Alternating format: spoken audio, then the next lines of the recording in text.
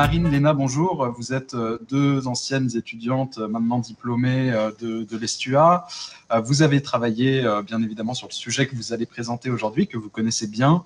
Je vais vous laisser vous présenter. Je pense que, comme pour les autres personnes, c'est le plus simple. Je ne vais pas perdre beaucoup de temps pour vous introduire. Mieux vaut que vous le fassiez.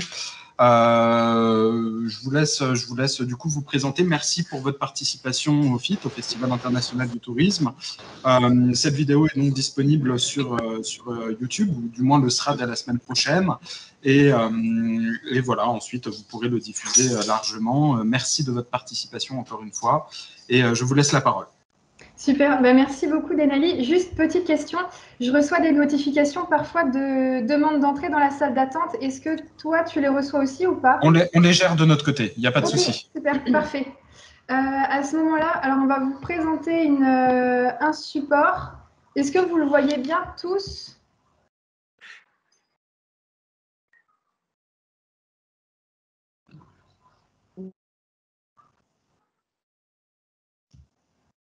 Oui, on vous voit bien, pardon. Donc, vous nous voyez, nous, et le diaporama? On vous voit plus vous, mais c'est pas dérangeant je dis c'est pas dérangeant en tout cas pour moi. S'il y a des personnes qui souhaitent avoir les deux, véritablement, on peut essayer de trouver une solution. Sinon, vous pouvez faire votre présentation déjà avec le PowerPoint et ensuite on remettra les vidéos pour la suite. Parfait, super. Merci beaucoup Denali pour la présentation, pour l'invitation au FIT 2021. Donc bonjour à tous, merci d'être sur notre conférence. Bienvenue sur notre conférence donc sur la vitiviniculture au Mexique, donc pays invité de ce festival international du tourisme, donc la vitiviniculture ou œnotourisme. Donc je suis Marine Sessou et donc accompagnée de Léna Anquetil. On est donc, comme l'a dit Denali, deux anciennes étudiantes de l'ESTUA. C'est donc notre première conférence. J'espère que tout va bien se passer. On va faire de notre mieux. On a vraiment beaucoup travaillé sur ce sujet depuis 2 ans. Elle va durer environ 40-45 minutes. Et voilà, après, elle sera suivie d'un temps d'échange, de réponse à vos questions, d'échange sur le sujet, de retour d'expérience si vous le souhaitez. Pour structurer un peu notre présentation, donc on va se présenter. On va vous redéfinir un petit peu ce que c'est vraiment l'œnotourisme pour savoir de quoi on parle. Vous remettre dans le contexte du pays invité, donc le Mexique. Vous expliquer un petit peu comment se structure cette offre œnotouristique, comment on a répondu à ces questions, un petit peu comment on a travaillé, et puis un retour d'expérience sur ces 2 années de travaux, et puis voilà, le temps d'échange comme je vous ai indiqué au départ. Donc, c'est parti pour la conférence sur l'œnotourisme. Donc, on vient d'avoir notre master tourisme monde émergent latino-américain. Et durant ces 2 années, on devait faire un travail de recherche en binôme ou en groupe. Et nous, ce qui nous a attirés, liés l'une à l'autre, c'est cette envie de découvrir l'activité œnotouristique. Donc, on ne connaissait pas grand-chose de cette activité. Au départ, on a voulu connaître et comprendre comment fonctionnait l'œnotourisme en Argentine, un pays où l'œnotourisme est bien développé, déjà bien ancré. Et donc, on s'est dit, vu qu'il y a plein de choses qui ont déjà été mises en lumière, pourquoi ne pas commencer à découvrir un pays où l'œnotourisme est en train d'émerger, voire où plein de choses qu'on peut faire découvrir. Donc, c'est pour ça qu'on a commencé à s'intéresser au Mexique par divers reportages, différents documentaires et textes. On a pu voir que vraiment internationalement, ce pays, il n'était pas connu. Et donc, on a commencé à aller sur le terrain de recherche quelques mois pour découvrir cette activité et comprendre comment cette activité fonctionnait là-bas dans la vallée de Guadalupe, en Basse-Californie. Pour ce qui est de nos expériences, pour que vous puissiez comprendre un petit peu et visualiser ce qu'on a vécu, où nous étions, donc pour se situer, donc on était au Mexique, en Basse-Californie, plus précisément la Basse-Californie du Nord, dans la vallée de Guadalupe, qui est dans la ville d'Ensenada, proche de la frontière avec les États-Unis. Donc on était à environ 1h30 en voiture de San Diego, au bord du Pacifique. Donc on était à une vingtaine, la ville est au bord de la mer et la vallée à une vingtaine de kilomètres environ de la mer. Pour ma part, ma première expérience a été dans le vignoble d'Hacienda Guadalupe, que l'on voit en haut à gauche. C'est un vignoble qui propose donc hôtel, restauration, vignoble, dégustation et production de vin, et événementiel, donc mariage, séminaire professionnel, et festival auquel l'ENA a également participé. On a participé ensemble, c'était des gros festivals de groupements de vignerons qui sont là pour être mis en valeur et pour faire déguster leur vin, pour ensuite provoquer des ventes et puis voilà, avoir une mise en avant de leur vignoble. Donc on a pu être voilà, au contact de beaucoup de monde, de beaucoup de professionnels du vin et pouvoir étoffer notre réseau de contacts. Et donc voilà, l'expérience que j'ai eue, c'était surtout donc, la mise en place d'une salle de dégustation. Avant, c'était donc dégustation, on peut dire au caveau, qui s'est transformée donc en une grande salle de dégustation. Je reparlerai après, mais qu'ils ont appelé El Salón Francés, donc le salon français, avec un toit terrasse. On a pu mettre en place des activités œnotouristiques, toute la logistique. C'est vrai qu'il y avait beaucoup de monde à venir, et des accords mets-vins avec du fromage et des chocolats. J'ai pour ma part une expérience aussi de quelques mois dans la vallée de Guadeloupe également, dans une entreprise œnotouristique qui s'appelle Finca La Carodilla. Donc c'était à peu près la même localisation que là où était Marine, à quelques kilomètres. Donc c'était une petite entreprise œnotouristique familiale créée en 2013. Donc l'offre œnotouristique, elle n'était pas vraiment développée, mais elle était beaucoup plus axée sur le bio et sur le bien-être, l'environnement. Donc le concept du bio s'est implanté très récemment au Mexique. Donc c'est pour ça que le vignoble est devenu de plus en plus populaire parce qu'il a réussi à se diversifier par cette lignée marketing-là qui attire principalement aussi les touristes états-uniens qui sont vraiment intéressés par ce concept qui est bien implanté là-bas. Pour suivre la deuxième année, je suis retournée au Mexique. Je comptais y rester voilà, sur le long terme, mais Covid oblige, ça a été retour en France. Mais pour cette expérience, donc j'étais avec Mauricio Parra qui a créé l'entreprise Lost in Barra, qui est une agence de tours touristiques mais spécialisée dans l'œnotourisme, donc liée au vin, donc dans le vignoble de la vallée de Guadalupe, avec des clients mexicains ou américains relativement aisés. On était sur du sur-mesure, haut de gamme. Et voilà, le métier de cette agence, c'était vraiment de gérer toute la logistique entre tout le réseau d'acteurs, puisque l'offre touristique, on va en reparler, mais c'est vraiment une expérience avec tous les acteurs et pas uniquement ceux du monde du vin. On est avec les restaurateurs, les hôteliers, les chauffeurs, les vignerons, les personnels de vignobles, et c'était vraiment très, très riche en découvertes.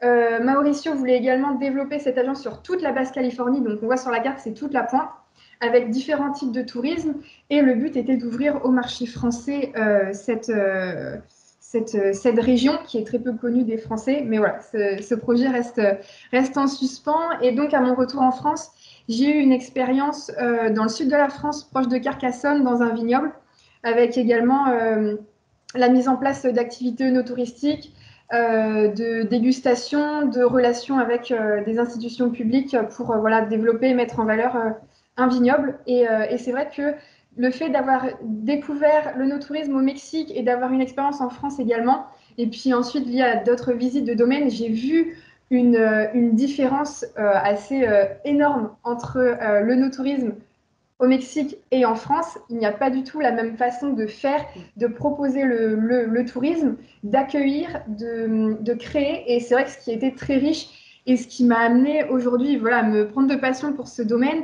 Et pour la suite, on vous parle vraiment de nous pour que vous compreniez le pourquoi du comment. Mais voilà, aujourd'hui, mon projet personnel, donc, c'est de créer un blog autour de l'œnotourisme et focus sur l'œnotourisme à destination des pros du domaine ou des amateurs qui s'y intéressent pour trouver voilà, des bons plans, les événements à venir, etc.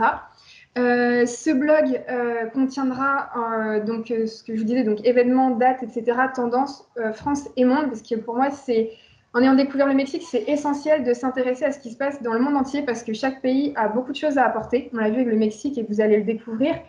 Voilà, donc c'est important pour moi de créer ces interviews avec ces vignerons dans le domaine du vin. Et puis la suite avec des projets qui sont à venir. Et dans l'idéal, dans les projets, c'est vraiment l'accompagnement des professionnels dans cet œnotourisme-là. J'ai pour ma part le projet de retourner en Amérique latine quand la situation sanitaire nous permettra.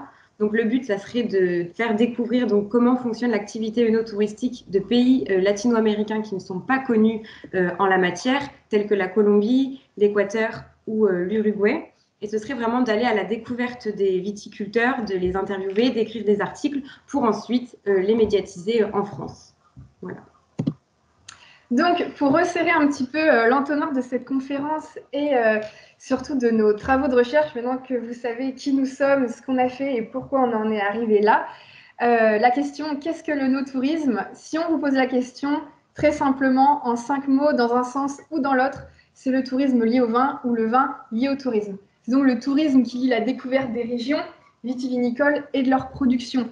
Dans œnotourisme, on a l'œno, donc l'œnologie, le monde du vin. Ça va être la découverte, l'apprentissage, l'échange, le partage avec ces personnes, ces acteurs du monde du vin et cette production. Et de l'autre, le tourisme, donc avec ce déplacement pour un moment de plaisir, de partage, d'apprentissage, de retour aux sources. Et quand on associe ces deux-là, on arrive donc à l'œnotourisme. Moi, j'appelle ça les deux domaines plaisir qu'on lie ensemble pour faire un grand domaine du plaisir. Et donc, l'œnotourisme peut se décliner de différentes manières. Ça peut être, donc on a différents sous-secteurs. On va avoir par exemple, avec le sport et loisirs, on voit par exemple au bord de la Loire, on peut aller de vignoble en vignoble en kayak, en famille avec des escape games par exemple qui se développent de plus en plus au sein des vignobles pour apprendre sur le vin. On a via le bien-être avec la vinothérapie, de plus en plus de spas ou d'hôtels se mettent en place avec des produits liés au vin, notamment avec les sources Caudalie qui sont très réputées. On a le lien avec le culturel, le patrimoine, l'art. De plus en plus de galeries proposent des dégustations associées. Et c'est vrai que le no-tourisme peut se cacher dans une forme de tourisme que l'on ne soupçonne même pas. Ça peut être, je ne sais pas, aller faire les châteaux de la Loire et entre deux châteaux s'arrêter, déguster et discuter avec un vigneron. Ce sera de l'œnotourisme. Et c'est vrai que l'œnotourisme permet également surtout de mettre en valeur un vignoble, d'échanger. Et je pense que ce qui est aussi important, c'est de démocratiser le vin en poussant la porte d'un vignoble pour pouvoir en apprendre plus et découvrir ce que l'on a dans son verre. Donc voilà pour l'œnotourisme. Et pour le définir et mieux comprendre ce qu'il est. Donc, au sein de cette définition, il est primordial de comprendre les pays producteurs de vin de l'Ancien Monde et les pays producteurs du Nouveau Monde. Donc, l'Ancien Monde, on va désigner les premières régions viticoles traditionnelles d'Europe et du Moyen-Orient. Et ceux du Nouveau Monde sont les vins produits en dehors de ces régions viticoles.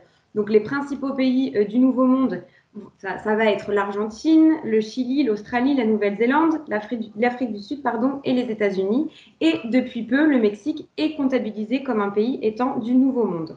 Donc ça va être deux formes de production qui ne vont pas avoir les mêmes enjeux œnotouristiques. Donc c'est pour ça qu'il est vraiment primordial de comprendre ça. Pour les pays de l'Ancien Monde, ça va être vraiment l'amont, la production, le savoir-faire, la qualité du vin qui va être réalisé et valorisé. Et il y a vraiment un enjeu de patrimonialisation de toute cette histoire viticole. Ça va être vraiment le fait de revisiter un patrimoine européen ancestral. Tandis que depuis les années 80, les pays du Nouveau Monde, ils vont avoir toute une histoire viticole moindre. Donc c'est pour ça que le but, ça va être de valoriser l'aval, tout ce qui va être l'expérience, tout ce qui va être le package qui va être vendu aux touristes. Et le but, ça va être d'éveiller la curiosité du touriste qui va venir, car cette consommation de vin, elle va changer. Donc, ça va être l'innovation qui va être au cœur des stratégies marketing. Et c'est ce qui va se passer avec l'offre œnotouristique au Mexique. Pour ce qui est du contexte mexicain, si on se base sur le pays et lié au vin, il faut savoir, donc, pour vous donner quelques chiffres, qu'il est 45e producteur mondial de vin, donc des quantités assez infimes par rapport, par exemple, à la France, mais producteur tout de même. Sur le pays, nous avons donc 11 régions vitivinicoles. Il faut savoir que la vallée de Guadalupe, donc là où ce que nous présentons et là où nous étions, produit environ 90% de la production nationale. Donc on voit que les 10 autres régions Voilà, une très petite production, mais c'est vrai qu'on a pu voir sur les événements ou sur les concours de vin que certaines bouteilles du centre du pays ressortent tout de même. Donc voilà, on a quand même un savoir-faire également dans le centre du pays. Pour rebondir un petit peu sur ce que disait Léna par rapport aux pays de l'Ancien Monde et du Nouveau Monde, il faut savoir que le Mexique est le plus ancien des pays du Nouveau Monde. Il faut savoir que donc, les conquistadors espagnols ont importé des vignes au Mexique. Et lorsque le Mexique s'est un petit peu développé et que les vignes ont commencé à prendre un petit peu d'ampleur, les Espagnols n'ont pas du tout voulu que le Mexique prenne le dessus sur la culture du vin espagnol et donc ont enlevé les vignes.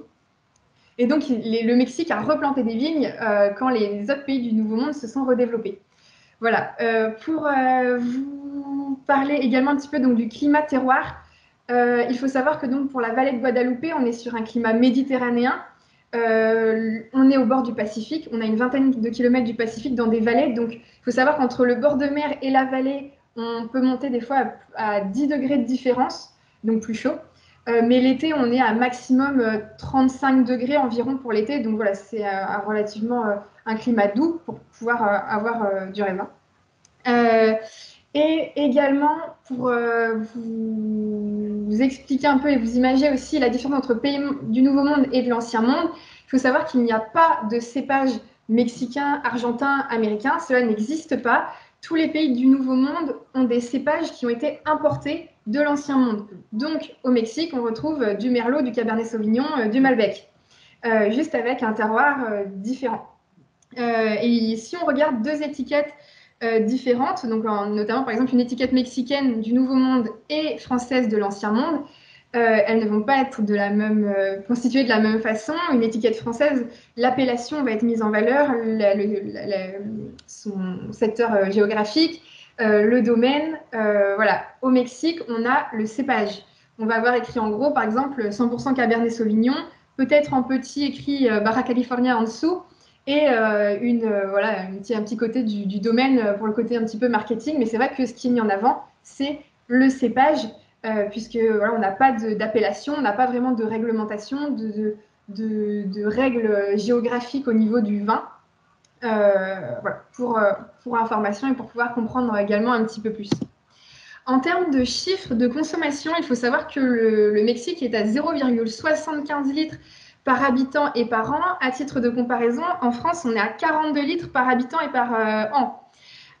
Pourquoi? Dans un premier temps, puisque voilà, on y revient, on est encore dans un pays du Nouveau Monde, donc culturellement, le vin ne fait pas partie des mœurs et de la culture et de la tradition mexicaine. On va plus facilement l'associer à du coca, de la bière. Il faut savoir que le coca coûte moins cher que l'eau au Mexique. Donc il y a aussi une question de budget. On est dans un pays en voie de développement, donc beaucoup d'écarts en termes de salaire et beaucoup de Mexicains pauvres qui ne peuvent pas se permettre d'acheter du vin. Il faut savoir que les bouteilles sont taxées à 40% sur chaque bouteille. Donc une bouteille d'entrée de gamme coûte tout de suite minimum 8-10 euros. Et une bouteille relativement de qualité, voilà, on arrive à 50, 60, 70 euros facilement pour une bouteille, ce qui est extrêmement cher et peu abordable pour un Mexicain avec un revenu moyen. Même un plus, ça devient, enfin, c'est vraiment pour les Mexicains aisés. Donc voilà, en termes de chiffres, et pour aussi resituer et contextualiser sur les chiffres du vin. Donc pour comprendre cet œnotourisme, on va parler du tourisme général, global au Mexique. Donc le Mexique est le 6e pays le plus visité au monde en 2018 selon l'OMT. Donc c'est vraiment un pays qui est connu internationalement, qui attire de nombreux flux touristiques chaque année. Donc il va être internationalement connu pour ses plages, ses paysages naturels, ses sites archéologiques mayas et sa culture populaire riche.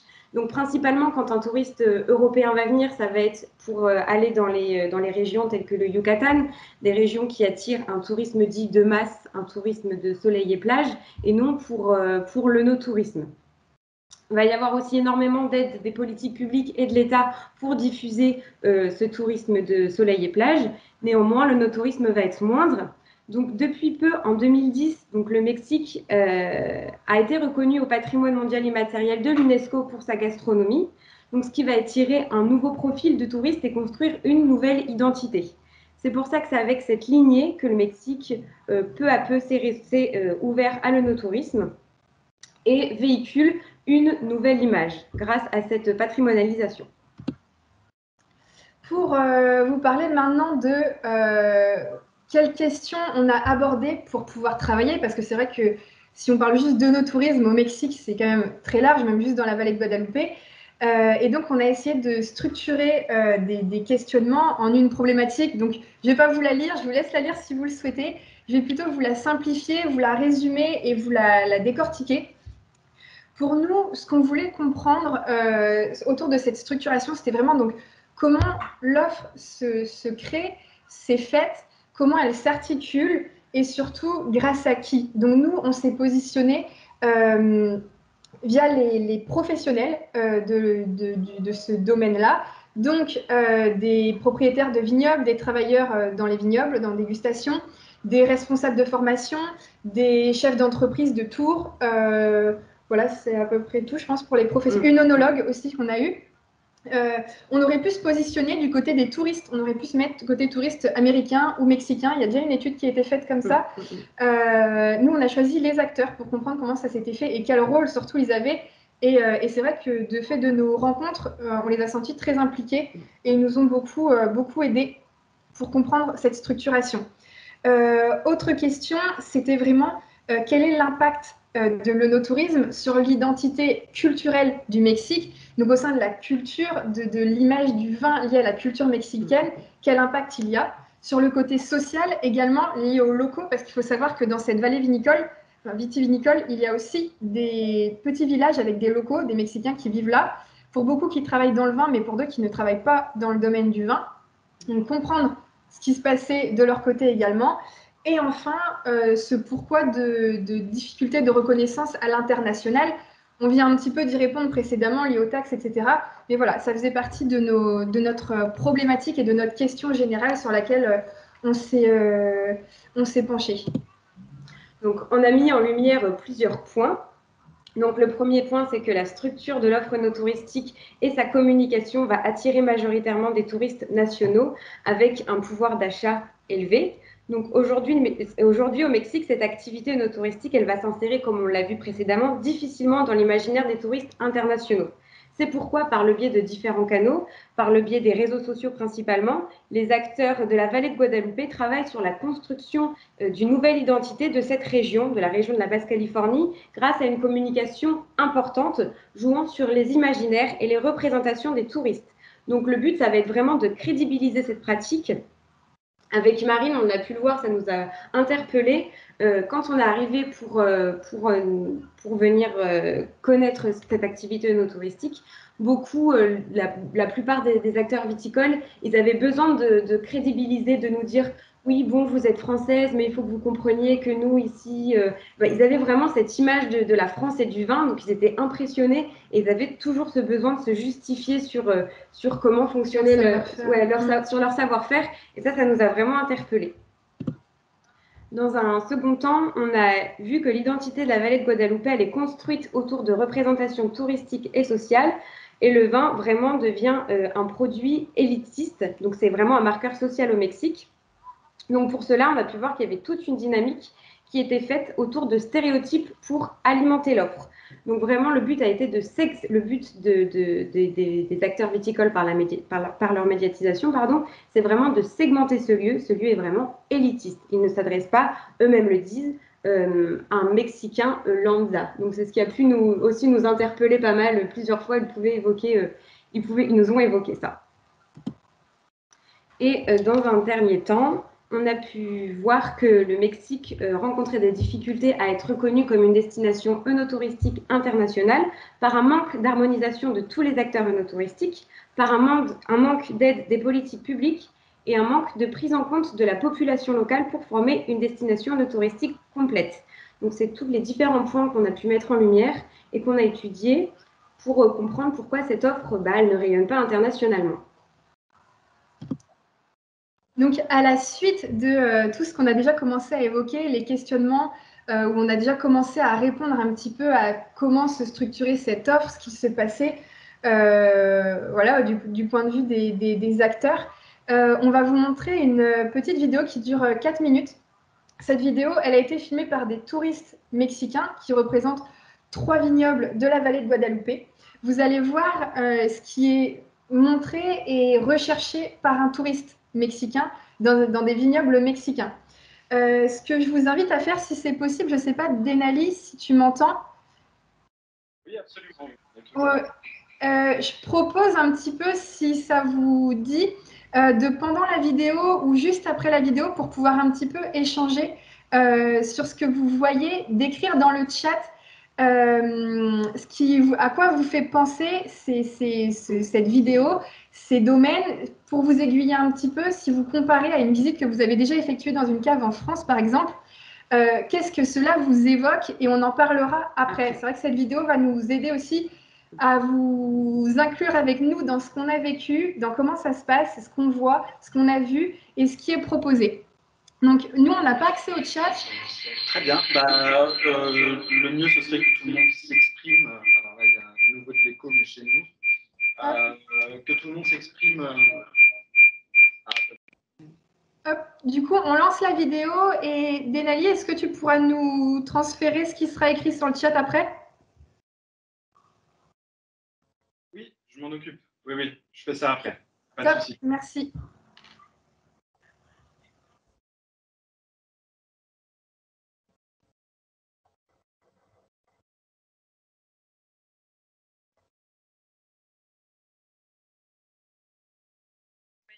On n'entend pas la musique, par contre, dans votre vidéo. Vous n'entendez pas la musique? Non. Bon, c'est pas grave. Pas grave.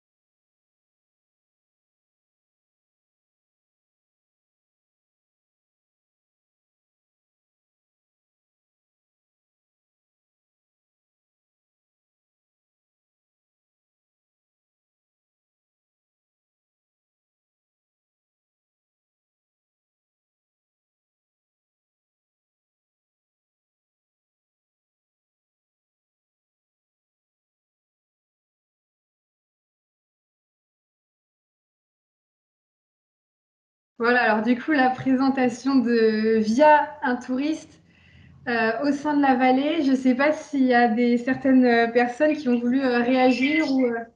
Oui, on a beaucoup de retours. Alors, je vais essayer d'en faire un petit peu une sorte de résumé.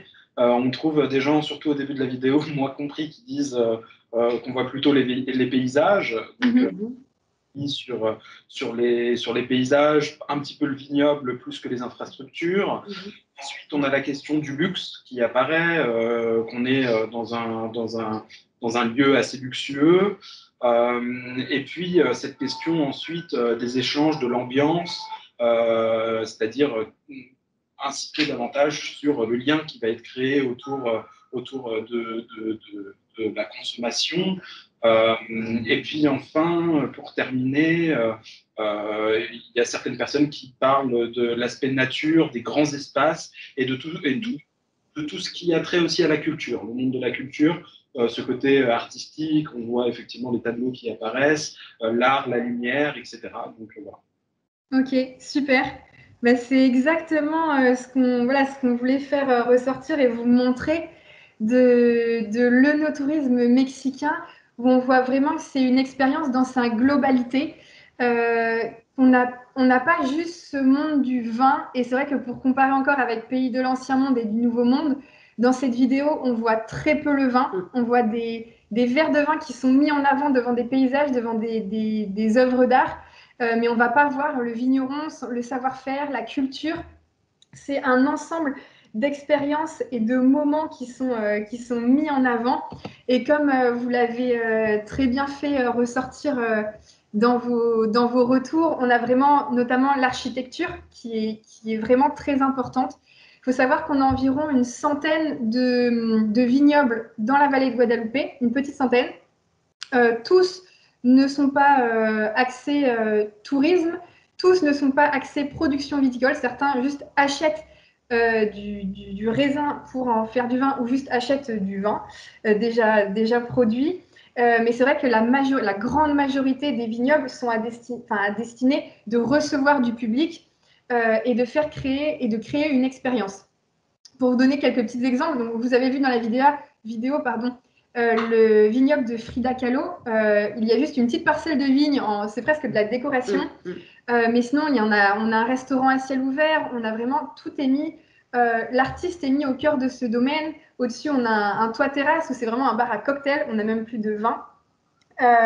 En bas à droite, vous avez Vena Cava. C'est un œnologue anglais qui était passionné de mer et qui a fait un bateau retourné en termes de vignoble. Dedans, il y a une production de vin. En haut à droite, c'est Adobe Guadalupe. C'est un vignoble, une américaine qui est passionnée par l'Andalousie. On se croirait en Espagne quand on est dedans. Elle est passionnée des chevaux espagnols. Elle propose des représentations de danse de flamenco avec des danseuses et des chevaux andalous. On a vraiment de tout en termes de projets et c'est vraiment ce qui nous a marqué et ce qui est mis en avant. C'est que voilà, de par ces non-réglementations, par exemple, on voyait avec les appellations, c'est vrai qu'en termes d'architecture, de création, on n'a aucune limite. Et je pense que le mot qui est le plus souvent ressorti dans cette vallée, c'était le mot liberté. Chacun est libre de faire ce qu'il veut, où il veut, quand il veut, avec les moyens qu'il veut et qu'il a surtout. Et vas-y, Lina. Et c'est vrai que nous, dans nos recherches, on a vu que cette quête d'identité, du coup, elle était un petit peu compliquée parce que de vouloir créer avec le bon vouloir de chacun, c'est que ça a été vraiment compliqué et c'est compliqué aujourd'hui pour eux de se créer une identité, un imaginaire par rapport à ce tourisme parce que voilà, il y a plein d'identités mélangées et c'est vraiment compliqué de former cette vallée comme une destination touristique et œnotouristique principalement. Exactement.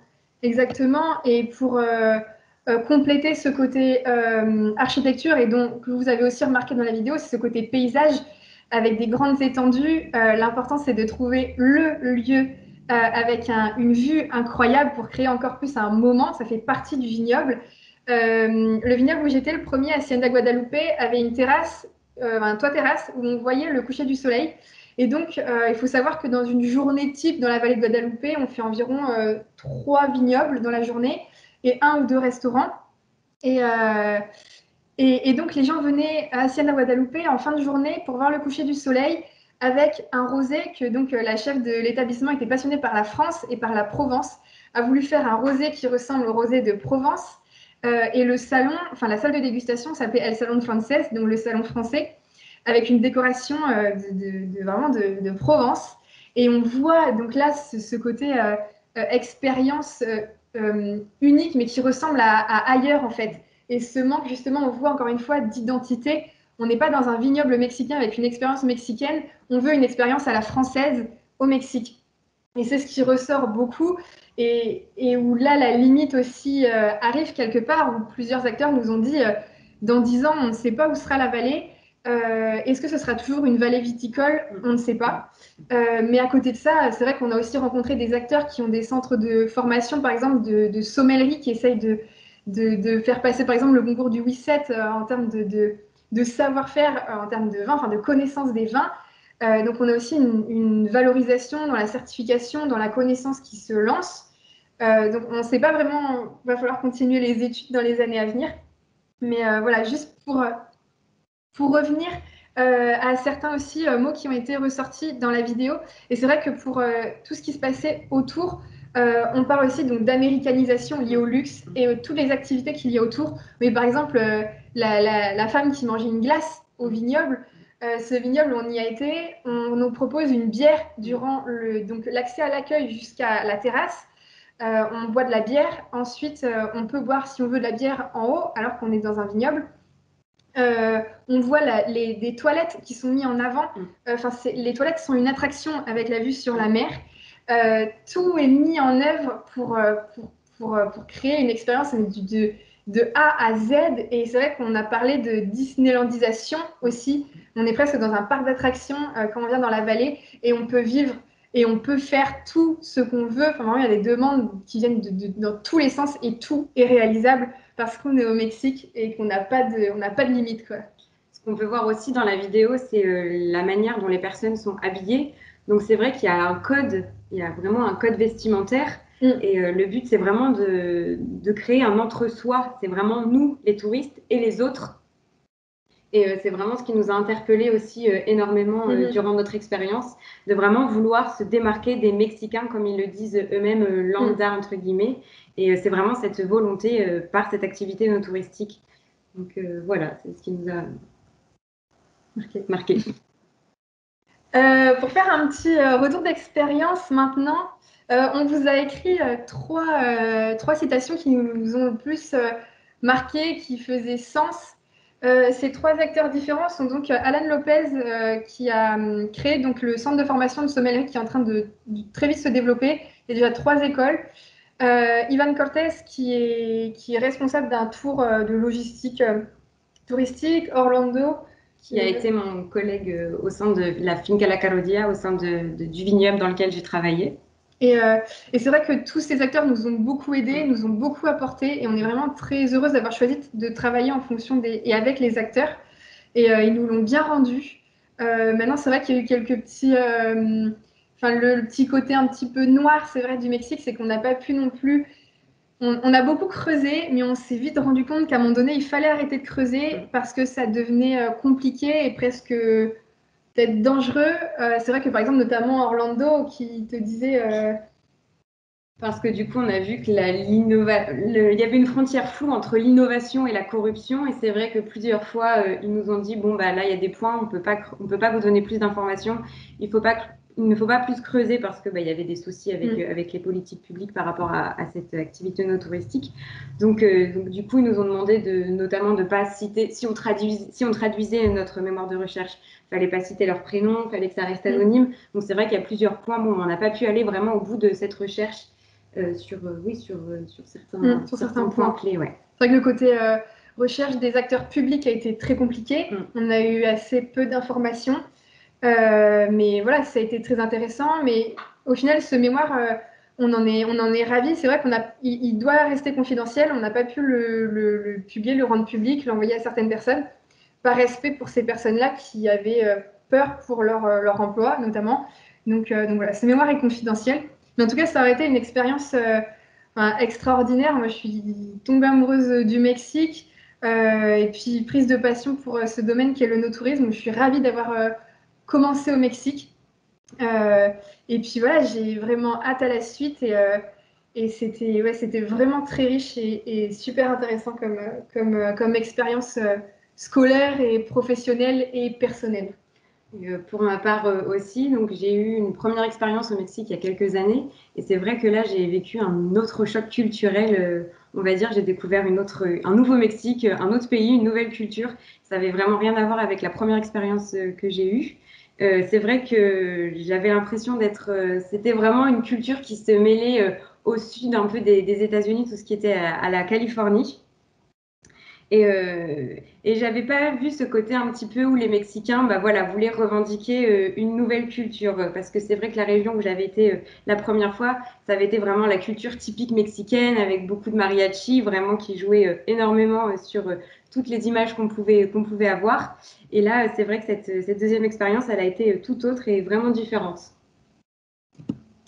Donc voilà pour cette conférence. J'espère que ça vous aura plu, qu'elle a été claire. Maintenant, on a environ un quart d'heure, 20 minutes, si je ne me trompe pas, d'échange. Si vous voulez qu'on réponde à des questions, qu'on échange sur certains points. Si vous voulez qu'on reste en contact, si vous voulez qu'on échange plus tard, ce sera avec grand plaisir. On a nos coordonnées là, on les remettra dans le chat. Le site également, donc, qui vient d'être lancé. On tient à remercier les STUA pour toute cette expérience, pour la conférence.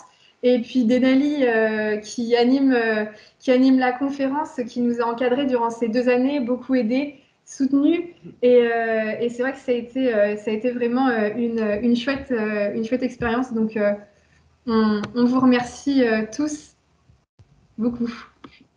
Eh bien, de rien, c'est avec grand plaisir. On va effectivement, comme vous le dites, peut-être passer aux questions. J'imagine qu'il y a un certain nombre de personnes qui vont avoir des questions. Moi, j'en ai pas forcément, puisque je connais bien le sujet, on en a déjà suffisamment parlé.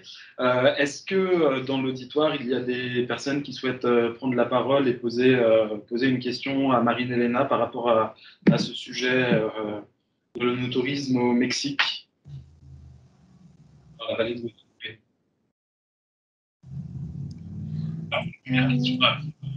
Plein de questions qui arrivent d'un coup. Donc, vous parlez des études de sommellerie. Existe-t-il des études pour être vigneron?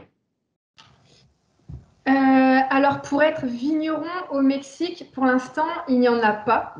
On a souvent ça se fait un petit peu, ils se forment un petit peu sur le tas. Ils se considèrent comme agriculteurs, on va dire. On a des œnologues qui viennent d'un peu partout.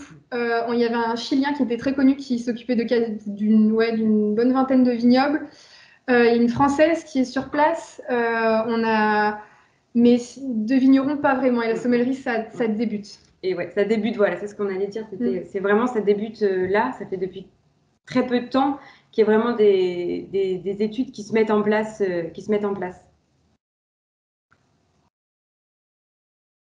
Merci pour cette première réponse. Alors, question suivante. Merci beaucoup, c'était passionnant. Bon, ça, c'est pas la question. Avez-vous trouvé, merci d'avoir posé. Avez-vous trouvé que le patrimoine culturel était assez mis en avant lors de vos séjours?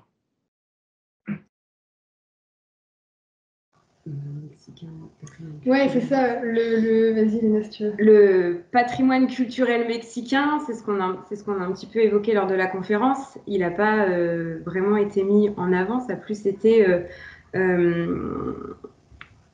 je dirais plus un patrimoine touristique. En fait, le but, c'était vraiment de développer le côté tourisme. Alors, s'il y avait par exemple avec la Casa Frida, où ce qui était mis en avant, c'était l'artiste peintre au sein du vignoble. Mais après, on n'avait pas plus d'informations par rapport à Frida Kahlo. Il n'y avait pas des affiches explicatives, c'était plus des concerts, des peintures. Mais il n'y avait pas plus l'historique de cet artiste peintre. Mais de la culture mexicaine. Après, si au niveau culinaire, c'est vrai qu'il y avait quand même des très grands chefs, des restaurants vraiment très reconnus avec même nous, on pouvait pas y aller. Enfin, c'était hors budget et voilà, c'était la culture mexicaine, enfin la gastronomie mexicaine était vraiment mise en valeur autour du vin. Et ça, c'est vrai que c'était très intéressant. C'était un peu la culture mexicaine plus raffinée sur plusieurs plats.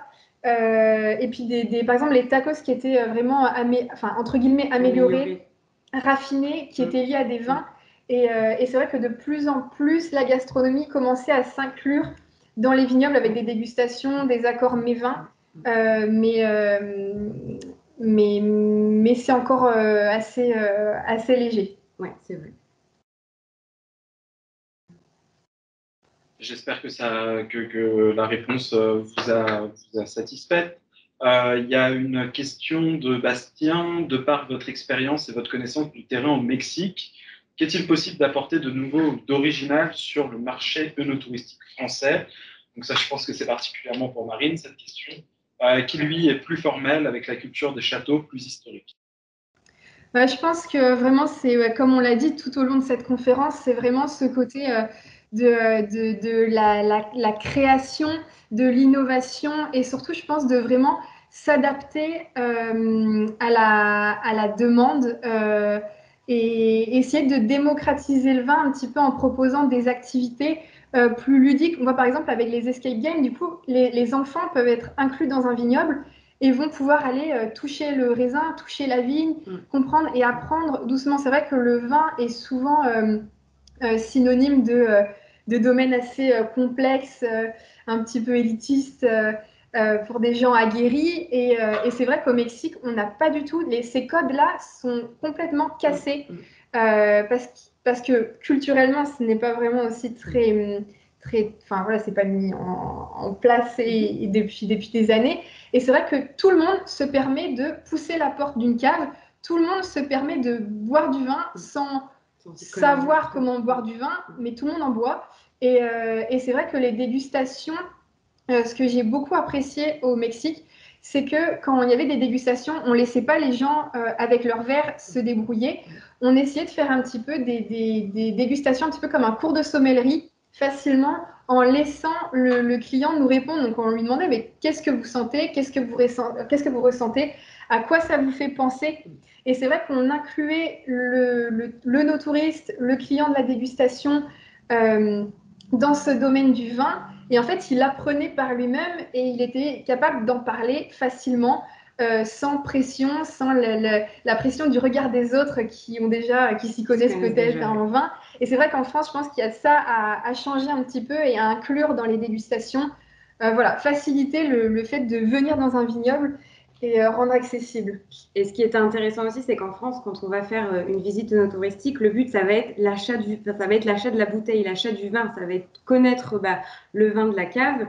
Et donc on va goûter le vin, on va apprendre quelque chose sur le vin. Mais au Mexique, le but, la finalité ne va pas être l'achat de cette bouteille. Ça va être vraiment venir, on paye la dégustation, donc quand même qui est relativement onéreuse, mais on paye la dégustation. Et l'achat de cette bouteille, elle va être pas obligatoire. C'était pas ce qui était vraiment axé. C'était pas vraiment toute la ligne marketing n'était pas mise sur l'achat de cette bouteille, mais sur l'expérience à l'instant T en fait. Exactement. Et c'est ça vraiment que nous, ce qui nous a amusé, c'est pour ça qu'on fait. Oui, et moi personnellement, qui m'a marqué quand je suis arrivée dans le vignoble en France, et que les dégustations étaient gratuites. Et moi, je leur ai demandé, mais pourquoi c'est gratuit? Enfin, on propose une expérience, on propose un moment, ça dure une demi-heure, trois quarts d'heure, pourquoi c'est gratuit? Et on m'a répondu, parce que derrière, il y aura forcément de l'achat de vin. Qu'au Mexique, ce n'était pas forcément le cas, et c'est vrai qu'une dégustation au Mexique coûtait entre 10 et 20 euros. Entre 10 et 20 euros à peu près pour 3, 4 vins, plus s'il y avait un accord mets-vin. Mais du coup, voilà, c'est une culture totalement différente et aussi très intéressante. Et c'est vrai que du coup, le no-tourisme et le personnel travaillant dans le no-tourisme est aussi valorisé puisque l'expérience est payante. Et c'est ce qui aussi qui diffère avec la France. Super. Alors, je vois qu'il reste deux questions. Peut-être je vais commencer par la dernière qui a été posée, qui est plus proche de la question du vin à proprement parler. Au niveau gustatif, avez-vous apprécié les vins mexicains? Est-ce que vous pouvez revenir, alors ça, bien sûr c'est personnel, mais aussi peut-être justement expliquer très rapidement, parce que vous avez moins parlé de ça, de ces vins finalement, comment ils sont, est-ce qu'ils sont tanniques, est-ce qu'ils sont forts, donc voilà, peut-être les décrire, je ne vais pas vous demander de revenir sur les cépages, etc., mais en tout cas si vous pouvez nous les présenter de manière assez brève sur cette question, et du coup finalement pour répondre à cette question, comment vous les avez trouvés personnellement d'un point de vue gustatif? Ok. Alors les vins mexicains, on les a beaucoup appréciés quand même. Je pense qu'on a aussi beaucoup éduqué notre palais avec les vins mexicains, où on a vu qu'on y travaillait, on les goûtait beaucoup. Et ça a été intéressant. Je pense que pour les décrire simplement, ça va être des vins qui vont être plus fruités. Ils sont moins. En fait, ils font du vin pour le boire. Contrairement souvent en France, vous savez qu'on a cette culture de garde du vin. Au Mexique, on le boit, le vin, dans l'année qui suit. Il reste très peu en barrique. Ils vont être moins tanniques qu'en France. On a beaucoup de monocépages. Donc, on va avoir du 100% Merlot, 100% Cabernet, 100% Syrah. Ils aiment beaucoup faire ça. Du coup, ça nous a aussi appris à connaître cépage par cépage, vu qu'il y avait peu d'assemblage. Ça a été intéressant parce que du coup, on savait quel goût avait le Merlot, on savait quel goût avait le Cabernet, et on pouvait aussi en parler plus facilement aux clients. Les vins vont être peut-être un peu plus épicés, ils vont avoir ce côté un peu plus de vins chauds qui ont pris le soleil.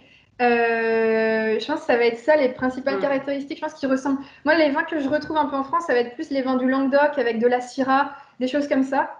Mais voilà, mais c'est vrai que souvent ils veulent ressembler à des vins de Bordeaux, à des vins les rosés de Provence.